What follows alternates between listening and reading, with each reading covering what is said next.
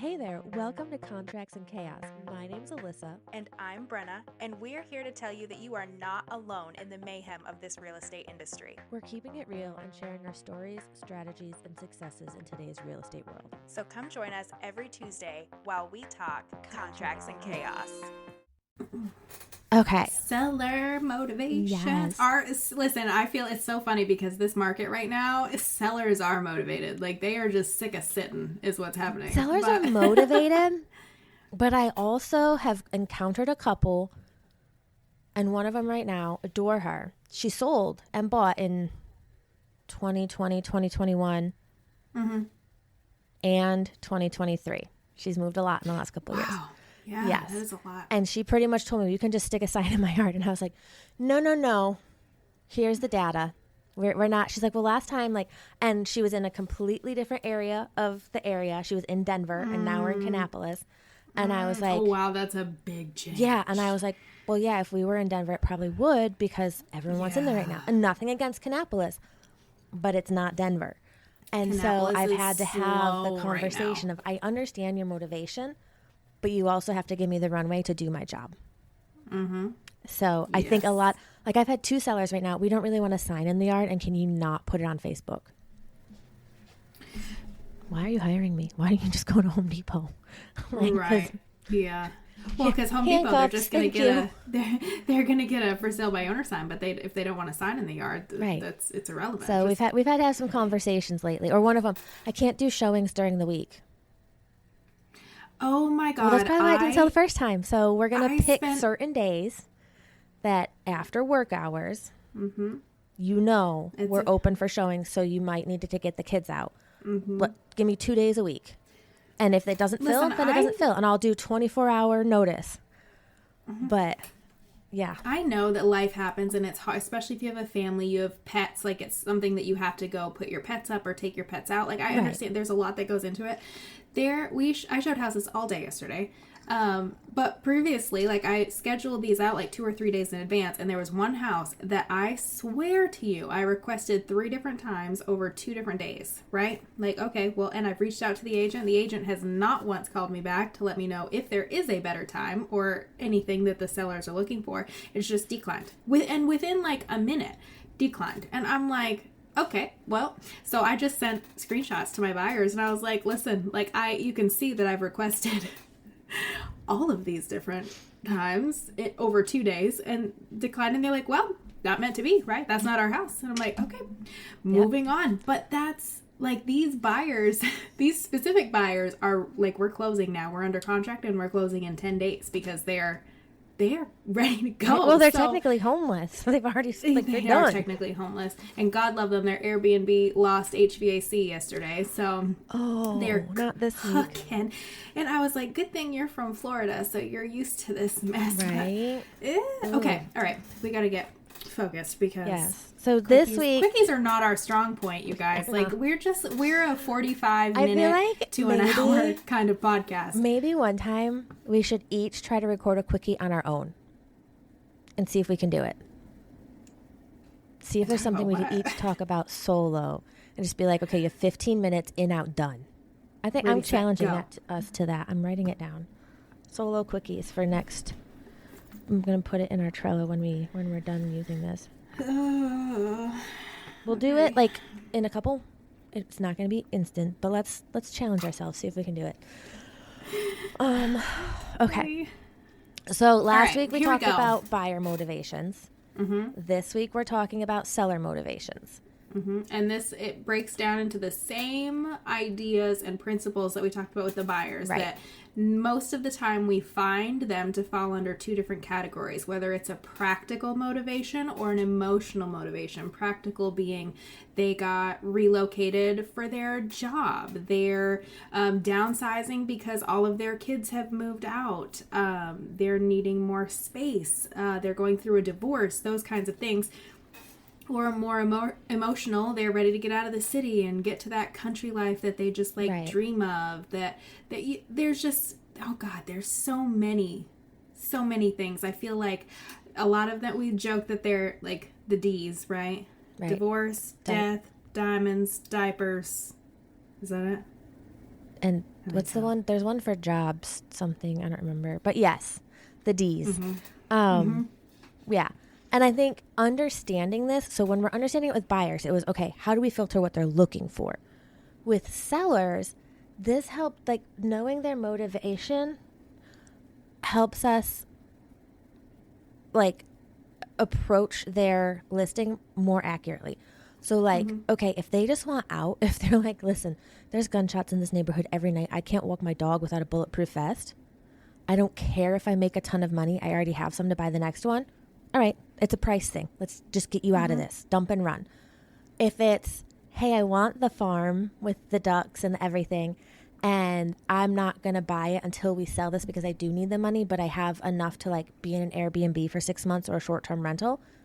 Okay, then this is more about the when, not just getting out fast.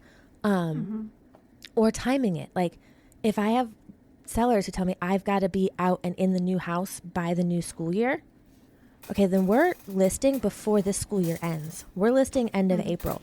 Because if I wait to list when your kids are done, Memorial Day or first week of June, that's when the market here sometimes gets weird and it takes longer. We got to get moving. So, and it helps you set those realistic expectations of, I'm sure that the seller's agent on the deal from hell that I just closed had this issue. I think their motivation was financial. I can guarantee it was, because they listed way too high and they fought over every penny the entire way. All well, they cleared, if I looked at their mortgage and everything, they cleared like $450 after compensation, after repairs, after everything. But I think they had a little number in their head. And so if that's a thing and it's unrealistic, we also need to say, we're not doing this. Because it's a waste of time. Exactly. Sometimes it is. I had, I don't know if I told you, I went on a listing appointment a couple of weeks ago that she planned on this house being her forever house, but is relocating to be closer to family. And some local agent said that he'd give her this big fat number, to be able to list it at. And I was like, I cannot get you to that number. This is where I'm looking. And I gave her like a $15,000 range.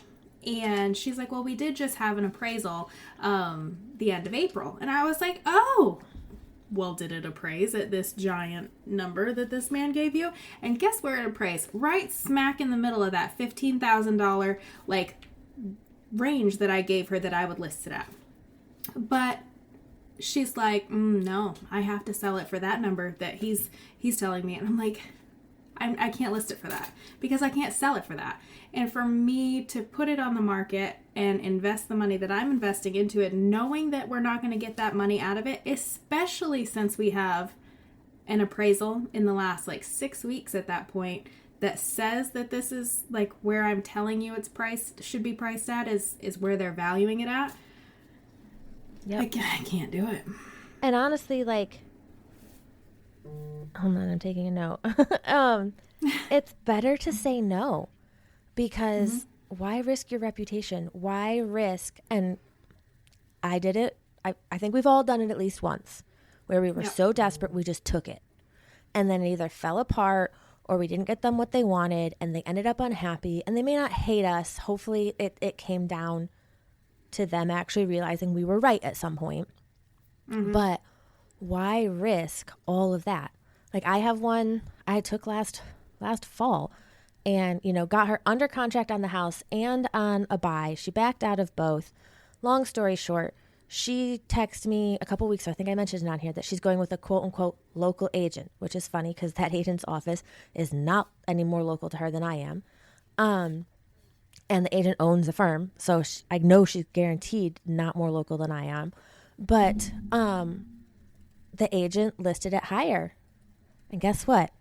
I just pulled it up. It's still sitting. And she's reduced the price twice now. And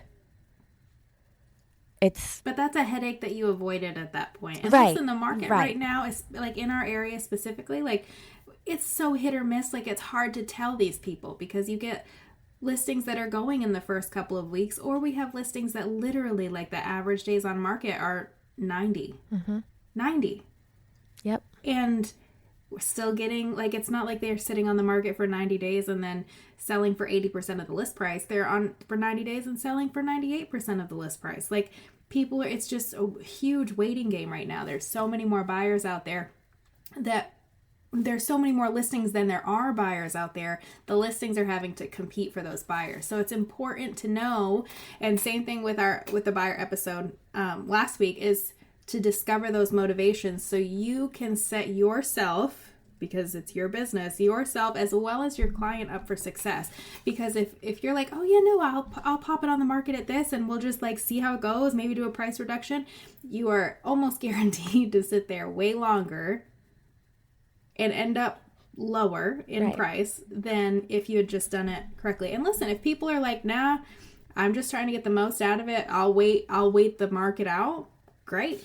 Right. There's a couple of, well, and so here's the thing though, it's not about going under contract in 2 weeks. I feel like that's going to get farther and farther away from the normal. Agreed. I think we're going to go back to a 60 to 120 days. You know what I mean? Like that various time on the market. Agreed. But and if we're not realistic and that it's going to push us past what the average is or what the market is currently dictating, buy. Yeah, no, absolutely. Don't overprice something and just like wait it out. That's not what I'm saying. If they're like, I'm comfortable to wait, price it correctly. Right. And be comfortable to wait. If they're trying to move because their job called and said that they can no longer work remotely from out of state and they need to be back in South Carolina, then you probably should get that sucker on the market and pretty competitively, because otherwise you're not going to see a lot of immediate movement. So we've talked back to the same. Oh, go ahead. I was say back to the same questions. Like, why? What's bringing you, or what's sending you to South Carolina? What's prompting this move? Right. Is there a timeline that we need to be respectful of? Do you start that job on the 21st? Do you have to be in that state at this time? In a perfect world, what does this outcome look like for you? And I think this is what sellers get emotional too, because they've created memories. They've had this experience in this house. So paying attention to their tone of voice, the urgency in which like they're trying to sell so they can move grandma into an assisted living facility. So there's so many things, and making it more about the experience and what part of life they're going through right now is only going to make it a better experience for them. But you may have to make sure that you understand the motivation. I have an investor seller right now that I just talked to yesterday, and I'm like, listen, I need to know because I know you want to sell it, but how bad do you want to sell it? Are we waiting 90 days? Because that's our average right now. Or are you trying to be aggressive because you have something else to do with this money, right? That's a decision that I can't make for you. I can market it 2 totally different ways to get you wherever you need to get, but I need to know where we are in this. And I think just like with buyers, like obviously it's practical versus emotional, but, and I don't know if we mentioned this with buyers, it's not always the words. Watch the body language. Do they tear up talking about something? Do they look off into the distance when they're talking about it? Like, physically, what happens to them when they're discussing their wants and needs? Because that could give you literally an unspoken answer of, like this mom I've mentioned in the buyer call. It's the finances in the schools, and she gets really tense when she talks about money. And we found a house that was great, but she was like, as much as it checked every box, price point made her nervous, and I could tell. Yeah. And so I just stopped. I was like, hey, if it's still there and we have to, we know that's there because it checks every other box. And she agreed. She was like, but right now the money is more important than being in downtown Belmont. And I was like, I get it. Totally get it. She's like, I can drive to Belmont. Yep, you can. I forget who said it. There's a quote that says like, listen to understand before listening to, like, don't listen to respond, listen to understand. And I think that that's such a big piece here. And it's so hard because, like, I once was the agent that was like, yes, I'll take your listing. Let me get it on the market, you know? But now with some experience and older, wiser, or whatever, it'd be like, okay, well, listen, Mr. and Mrs. Seller, it's never my goal to leave you homeless in the middle. Right. So if we were to go on the market, and right now we are not seeing listings go under contract in the first 2 weeks, but if we were to go on the market and we went under contract right away, where would that leave you in 30 days? Right. Or what happens if it doesn't? I think the big one is what happens if it doesn't? Are we under Especially contract right on now, something that's else? the big one. Right. Mm-hmm. Do we have to relocate for work? Are we going to miss the birth of the grandchild? Or maybe not the birth, but when your daughter goes back to work and you're supposed to be the in-home child care. Mm-hmm. What are we going to do? What are we most excited about? I think I have 2 other tips. Listen. I kind of like I do with listing agents. Just let them talk. Just let them talk, and it will learn come a lot. out. Right. And take notes so that as they're talking, you're not going, wait, okay, let me ask a question. Come back to it. Let them talk. And then in your notes, come back and be like, okay, you mentioned this. Can I get some clarification? Or what does that mean? Or what part of this makes you most excited? Those notes will be helpful. Just let them talk and take the notes. Absolutely. So, strategy. Mm-hmm. If they're have to be out in 30 days. I was going to say, listen, this is hard. I hate giving people a strategy because you can't promise anybody anything, right? Especially right now. The hardest conversations that we're having with sellers is that, yes, you're sitting. Your neighbor across the street last year sold in 2 weeks, but this is not right. This is not the same thing. And no, we can't use that comp that was in your neighborhood from 2020. Right. We can't do that. I know you sold in 2020 a different house, but it was a different market and 5 years ago, and things were so different then. So no, it's not going to be the same. And yes, you need to let me do my job. And here's what it takes to do my job. Mm-hmm. But if it's a timeline thing, then we're probably going with pricing. If it's a financial thing, then we're probably still going with pricing. But we also need to look at marketing. How do we make this place shine? If it's staging, professional cleaning. Right. If it's an emotional thing and they've already moved out, then maybe we do need to do some staging, or we need to market it in a way that brings that emotion in but doesn't violate fair housing rules, if you know what I'm saying. Use that in your strategy. What do you do? What's your tip when things get tense? Okay, I've given them the information, I've listened to what they've said, and we're still here. Are you talking about once we're listed and we're trying to do a price decrease, or they're coming back and being we haven't had showings in 2 weeks, right, and what is happening? It's say we're going over. Why aren't you selling my house? Right, I have one right now where she tried to list last year. We're going to list, I think we're hitting the market next week. She does want to be out before school starts.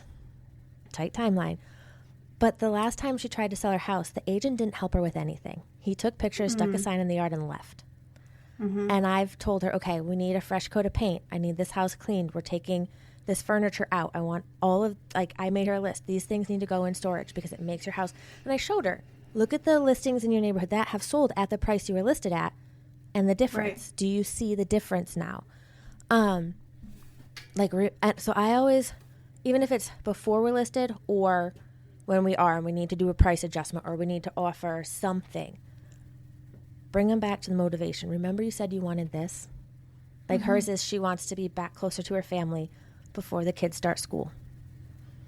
Okay, well, it's the middle of June. School starts in August. I'm going to need you to give me a couple nights a week for showings. You've got to. At this, if we had listed a month ago when we started this, may not be as bad. But now we're blocking 2 nights a week. And we'll do 24-hour notice, so you'll know a day ahead of time. But you've got to give me something. Or yes, we have to put a sign in the yard. So maybe your neighbors know friends that are looking, but they aren't necessarily looking in MLS or with an agent, but they see the sign come up. They're going to call their friend and say, hey. The biggest thing right now, and I know we're talking about motivation, but sometimes they can have all the motivation, do all the things, and be just right. And right now, the market's not working for them. There is just not that connection. And the important thing there is to just not be the agent that just put the sign in the yard and it's nope, no showings, nope, no showings, no offers, sorry. I make sure that I'm very upfront and clear with them of what I'm doing each week, like that I am actively working to get this property sold, because otherwise it is frustrating. Like if they feel like you're not doing anything and they're trying to get to this new school before August 27th and it's not working, you're the first person that they take that stress out on. Right. And unfortunately, it's uncomfy to do that. And I think you all, like, part of that uncomfy is the compromises they may have to make. Mm-hmm. Like, yeah, you want the schools. We're not, we have to change the price. You have to let me do an open house. Or, you know, like, we're going to have to offer a credit for the floors. Like, we knew that coming in, and we said we'd see if we got an offer. Well, we're not getting offers. So what are we compromising on? And I think, like you said, coming back to that motivation and showing them what you're doing daily, weekly, checking in, maybe not daily because that can be excessive, but it also depends on your clients. Some agents want to know, what was the feedback? The showing ended 10 minutes ago. What? Bro. Yeah. Chill. That's the hardest one, and honestly, getting feedback is like pulling teeth right now. Well, especially after the lawsuits lately. That's an episode we need to talk about. It's so dumb. It's so dumb, but it's so hard. Right, because what if, and this is what I tell them, I said, if you're buying with me, I'm very hesitant to give feedback, because what if that day you're like, oh, I hate this, I don't want it, and I put not interested, or, you know, something about the property that we didn't like, to give the listing agent advice, like, hey, you really need to have the carpets cleaned. But 2 weeks from now, you've seen other properties that are shittier, and we come back to this one and you're like, you know what? We could replace carpet. Let's write an offer. I've lost all bargaining power because I've told them, you know, like they could be sticks in the mud. And there are literal lawsuits out there right now about this. But I think which is crazy. Doing that check-in, coming back to their motivation, talking to them like a human, that's how you build trust with them. Mm-hmm. Not just by telling them what they want to hear. And like you said, now, question, did she go with you or the other agent? The lady who was like, I have to get this amount. Oh, she said that she's just probably going to stay there for now, but unless she can get XYZ, she's not going to sell. So I've looked the address. It's not listed right now, but it's one of those things, like, I don't think that she would list it with me. And I was like, listen, that's fine, but I'm not going to come in here and give you a fluffy number just to get the listing, because what's going to suck is when I come back to you in 15 days, 21 days, 90 days and say, I'm sorry, I can't get you this number. I need you to drop the price to this number that I've already given you. That doesn't look good for me either. I don't want to do that. I don't like doing that. I don't like doing it like I do. My listings right now are priced correctly. I know they are. And they're still not moving. I hate that. I hate that for me. I hate that for my clients. Like, I don't want to put myself in a position that I already know that we're setting ourselves up for failure. That makes no sense. Right. And that's what, so getting into because we're doing this again, onto the last like little red flags and pro tips part of this episode. If you have a seller that's like real wishy-washy, they don't have a real reason to sell, they don't have like any motivation, they're just like, we'll see how it goes, like it's fine. They are probably going to be very needy. In my experience, they're going to be the neediest, the hardest, the most demanding, and the most unhappy, just because they're like, and you're trying to give them the data, the stats, all of this stuff, and they're just like, we'll wait and see. But when they do get an offer and it's $20,000 lower than they thought it should be, it's your fault. Right. Or maybe there's a weird dynamic. Like they have adult children living with them who maybe aren't intentionally sabotaging them, but are unwilling to do what's necessary. That's a red flag. Wait. I told my client, I said, I think it would be better if you waited. Nope, we listed. Well, her daughter left the body pillow in the photos of her bedroom, so it looked like there was a dead body. And we couldn't rearrange things, and we were breeding dogs in the backyard. And I was just like, wait 6 months. Trust me. Nope, I want a new house. Well, now her plan has totally changed with another agent, and she told me she's moving to Arizona.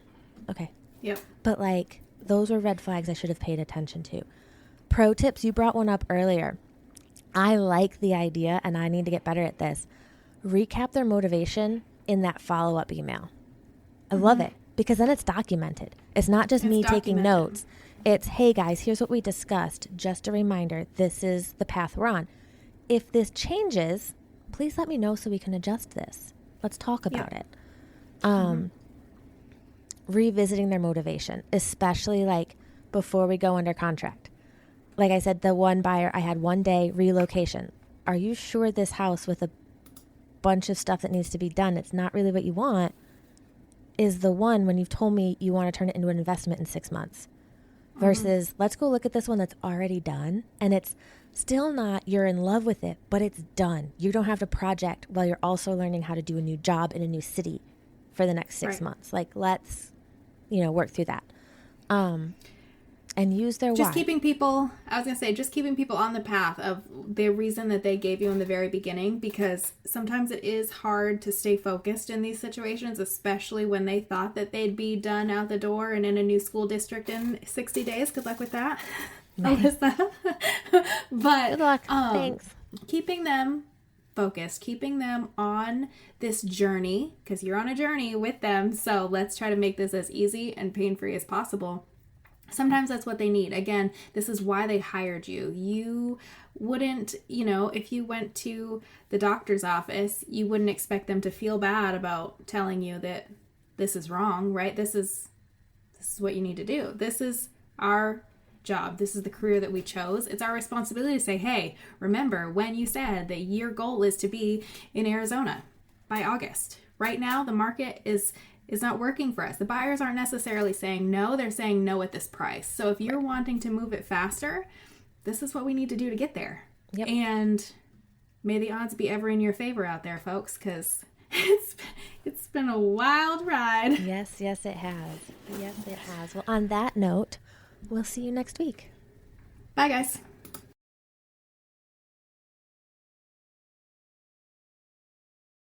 We just finished another episode of Contracts and Chaos, but believe me, the chaos does not stop here. So check out the show notes for our email address and where to follow us on socials, and we will see you next week.